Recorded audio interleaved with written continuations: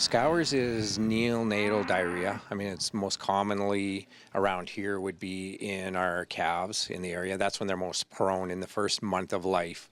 Some producers have already started calving season, but for many others, calving will be in the spring. Preventing an illness like scours in calves requires planning ahead. There's different vaccines that we use in the cow herd, in the heifers that are pregnant, the cows that are pregnant.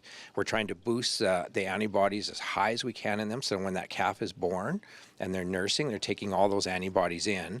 But it's important that everybody knows that those calves can really only absorb those antibodies for the first 8 to 10 hours of life.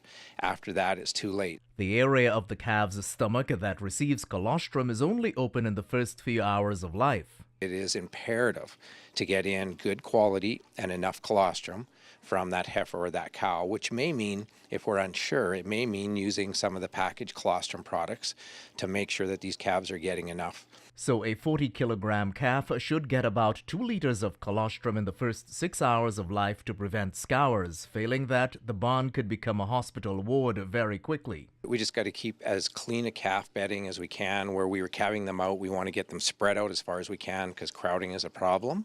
If we start getting scours, and it can be caused by a number of things, viruses, bacteria, parasites, and there's lots of them that can cause different scours.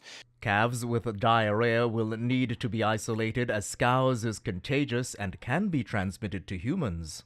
So we have to be careful when we are treating them because we can get sick from some of those diseases that are causing the neonatal diarrhea in calves as well.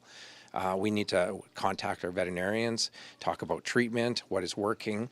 It is dehydration that is really making these calves sick. If they're down and they're losing all that fluid from diarrhea and they're not nursing, they dehydrate very quickly. Farmers will start with oral fluids and electrolytes, plus disinfecting the sick bay, and if that doesn't work, then the Lloydminster Hospital is the next port of call. The stress, the cost, and the hours involved in treatment adds up if there are hundreds of calves infected. It's important to change the bedding and keep it dry, and then the weather is always unpredictable. If there is crowded, dirty calf bedding where they're being born, any of that from our weather changes, that can cause a problem.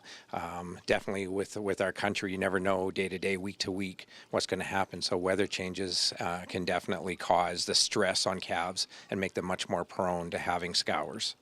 Gerard Lampow, Primetime Local News.